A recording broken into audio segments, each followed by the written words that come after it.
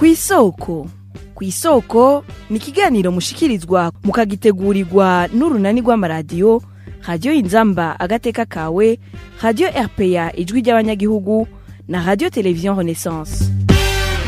Inyuma yo kwemezwa n'umugwi CVR ko habaye Ihonyabwoko ryagiriwe Abahutu mu 1972, umukuru w'igihugu cy'u Burundi aheruka kuvuga mbere ko n'Ubutungane bw'Uburundi bufise ububasha bwo guhana abakoze Ihonyabwoko. Mu kiganiro Kw'Īsôko cyo kuri wa 8/0 mu 2022 tuza kuraba icyo ubutungane bwavuzwe na Evariste Ndayishimiye butegekanya mu vyaha bene ivyo. Muteramanye na Emile Nibasumba. Ndabahaye ikaze.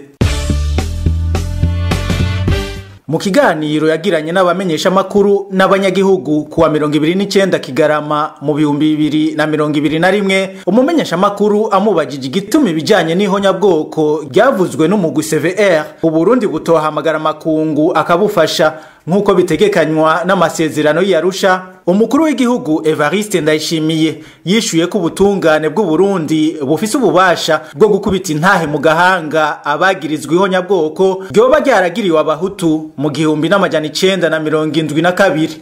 Ningingo yakanga ivuga yuko ari ishyirahamwe mpuzamakungu rivyemeza. Mwebwe muragira amapolitike bugaca mwemeza ngo nivyo. Mu gitabo mpanavyaha c'u Burundi kirahana neza Ihonyabwoko. Namakungu aza kuraba ubu niyo mucamanza w'u Burundi.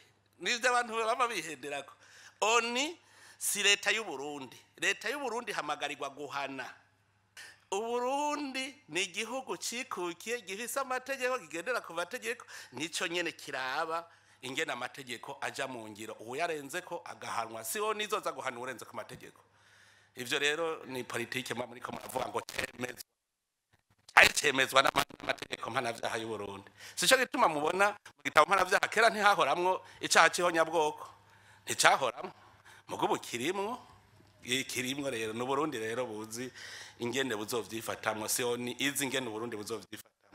Umushingwamanza Dieudonné Bashirahishize we wamenyesha ko ivyo vyaha ubutungane bw'Uburundi atabubasha bubifiseko kuko vyakozwe imbere yuko bishigwa mu mategeko y'igihugu. Mu mategeko baravuga yuko atacaha gihanishwa itegeko ritari rihari mu gihe icaha gikorwa. Ivyo rero turabisanga mu ngingo ya 39 y'ibwirizwa nshingiro, turabisanga no mu masezerano y'agateka kazina muntu muri Afrika mu ngingo ya 7 agace ka 2. Ariko cane umuntu rero aciye agenda kuraba mu Burundi kubijanye n'ivyo vyaha aca asanga amategeko ashobora kubihana yinjijwe mu mategeko y'u Burundi mu mwaka wa 2003 mu itegeko ryo gukinga no kurwanya Ihonyabwoko. Vyanditswe muco bita code penal, igitabo mpanavyaha muri 2009, haba igitabo mpanavyaha co mu 81, haba mu vy'imbere ivyo bintu nta vyari vyanditsemwo. Aha rero umuntu akanamenyesha yuko n'amasezerano mpuzamakungu yo kurwanya ivy'Ihonyabwoko Uburundi bwayinjiyemwo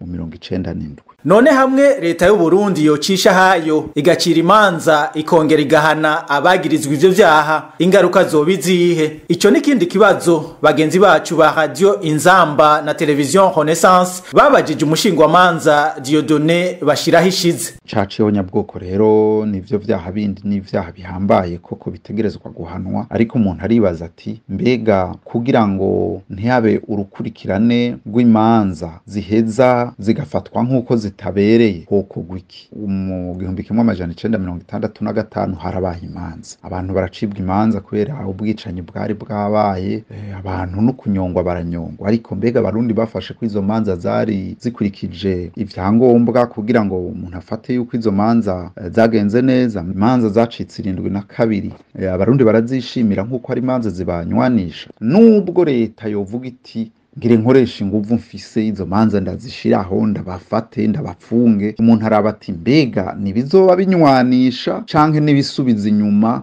umwizero wo kubona abarundi banywana kuko ntihazoba hakoze ingingo hazoba hakoze ingimba. Nta yindi nzira atari uko bahamagara ONU karaba ko ivyabaye ikabitohoza, abakoze bose ivyaha bakabihanirwa, hanyuma abarundi bakanywana atakuri ko gupfundikanya kwakozwe mu guhindura kahise kugira ngo hagira biyeza, kuko no mu batwara ntawuzi neza yuko bera muri kahise ivyaha vyakozwe guhera mu 1993 gushika mu 2003 barabifisemo uruhara, nka zabuta kugendana zaheha za rukina. Mbega uwo muntu wenyene aje afise uruhara mu vyabaye azoheza yishira ko amapingu yitware mu gasho? Umuntu afise uruhara mu rubanza ntarusasamwo. Ibijanye n'ihonyabwoko bikaba vyagiye mu gitabo mpanavyaha c'Uburundi mu 2009 vyongera bigarukanwa mu gitabo mpanavyaha co mu 2017 aho mu ngingo zaco z'amajana 22 amajana 23 amajana 24 n'amajana 25 abagize uruhara mw'ihonyabwoko mu vyaha vy'agahomerabunwa canke mu vyaha vyo mu ntambara, kimwe mu bihano bahabwa ari umunyororo w'uguherayo. Ariko mukaba mwumvise ko bamwe mu bizi bijanye n'amategeko bashikiriza ko ivyaha vyo mu 1972 bivugwa na CVR igihe vyakogwa ayo mategeko atari bwajeho. Aha niho ikiganiro kw'Isoko cyo kuri uwa 8/0 mu 2022 kigarukiye. Mwari kumwe na Emile Nibasumba, naho ubutaha.